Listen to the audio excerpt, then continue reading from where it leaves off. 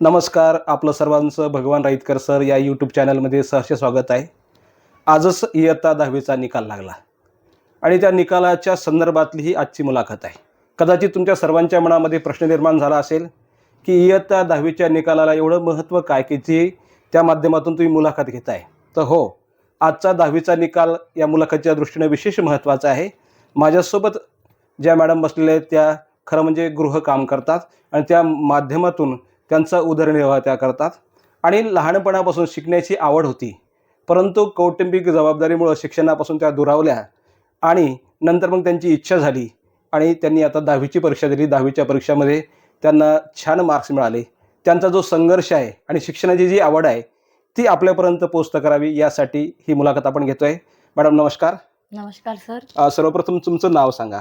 माझं नाव प्रीती विठ्ठल मोरे आणि सासरकडलं प्रीती विशाल जयपुरे. अच्छा मॅडम, मला हे सांगा की तुमचं शिक्षण सुरुवातीला कोणत्या वर्गापर्यंत तुम्ही शिकल्या? मी 8वी पर्यंत शिकली सर. अच्छा, पण त्यानंतर? माझी इच्छा होती शिकायची, हा. पण बाबाच्या तिकडे परिस्थिती नव्हती शिकायची, अच्छा. त्याच्यामुळे मी शिक्षण शिकली नाही. अच्छा. आणि नंतर माझ्या सासूबाईंनी मला सपोर्ट केला हा. की तुला शिकायची इच्छा असेल तुझी तर तू शिकू शकती. अच्छा. बाकीचं सर्व कामं, घरची कामं हा. हे ते मी सर्व करून घेईल. अच्छा. आणि आता हे तू- सर्व तुम्ही सांगितलं, परंतु कौटुंबिक जबाबदारी आहे, गृहकाम आहे, हे सर्व करण्याची जबाबदारी तुमच्यावर म्हणजे कुटुंब सांभाळण्याची जबाबदारी नेमकी आली कशी? म्हणजे माझे मिस्टर हा. वारले, अच्छा. म्हणून मग ती मला पूर्ण जबाबदारी ती पूर्ण जबाबदारी कमी वयामध्ये जबाबदारी तुमच्याकडे आली. मग या जबाबदारीतून तुम्हाला जबाबदारी पार पाडताना गृहकाम करण्याचं कसं निर्माण झालं आणि त्या माध्यमातून तुम्ही कशा काम करायला सुरुवात केली? म्हणजे तुम्ही संपर्क केला, मग गृहकामामध्ये पोळ्या लाटणे असेल, मी लहान मुलांचं. पहिल्यानं सुरुवातीला मॅडम कडे आली. अच्छा, कोणत्या मॅडमकडे आल्या? डॉक्टर वैशाली मोरे मॅडम कडे आली. हा. आणि त्यांनीच मला शिक्षणासाठी मदत केली, मदत केली. प्रेरित केलं. आणि अच्छा. पुन्हा आपलं ज्योती काकडे मॅडम हा. यांनी पण मला मदत केली. अच्छा, मग मदत केली मी कशा प्रकारे? तुम्ही इच्छा व्यक्त केली की आपल्याला 10वा वर्ग करायचा आहे, 12वा करायचा आहे? मी इच्छा व्यक्त केली की हा. मला पूर्ण शिक्षण करायचं आहे. हा. आणि मॅडमनी बी मला सपोर्ट केला. अच्छा.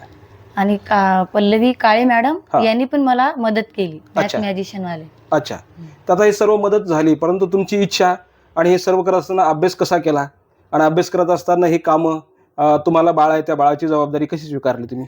मी सर दिवसभर कामं करायची हा. आणि घरी गेल्यानंतर माझ्या सासूबाईने बी मला कामाची मदत केली. हा.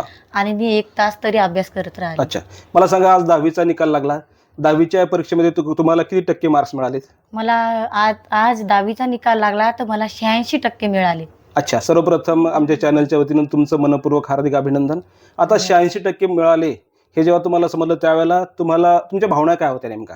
माझ्या भावना अशा होत्या सर की मला खूप आनंद झाला. अच्छा. असं मला निकाल माहीत झाला तेव्हापासून मला खूप आनंद झाला. अच्छा. आणि माझी इच्छा आहे की मला मोठी नाही नोकरी, हा. पण मला अंगणवाडी सेविका म्हणून तरी जॉब करायची इच्छा आहे? करायची इच्छा आहे. अच्छा, मला सांगा, आता तुम्ही निकाल लागल्यानंतर सासूबाईंना सांगितलं असेल, हो, मी आता त्यावेळेला सासूबाईंचा आनंद कसा होता?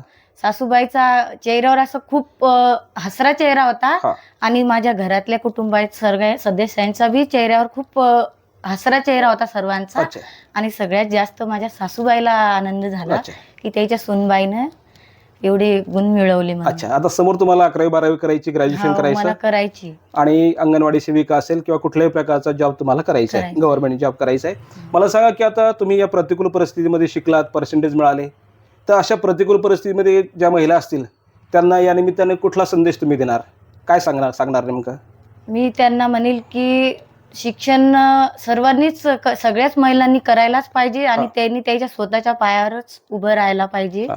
आणि काहीतरी छोटा मोठा जॉब करणं आवश्यक करणं आहे, आवश्यक आहे. परिस्थितीला समोर जाणं आवश्यक आहे. आवश्यक आहे. मित्रांनो, या ठिकाणी आपण मुलाखत ऐकली. त्यांनी सांगितलं की परिस्थिती वाईट जरी असली तरी हिंमत हरायची नाही आणि शिक्षण हे महत्त्वाचं आहे, शिक्षणाशिवाय प्रगती नाही, असा एक अमूल्य संदेश त्यांनी आपल्या सर्वांना दिला.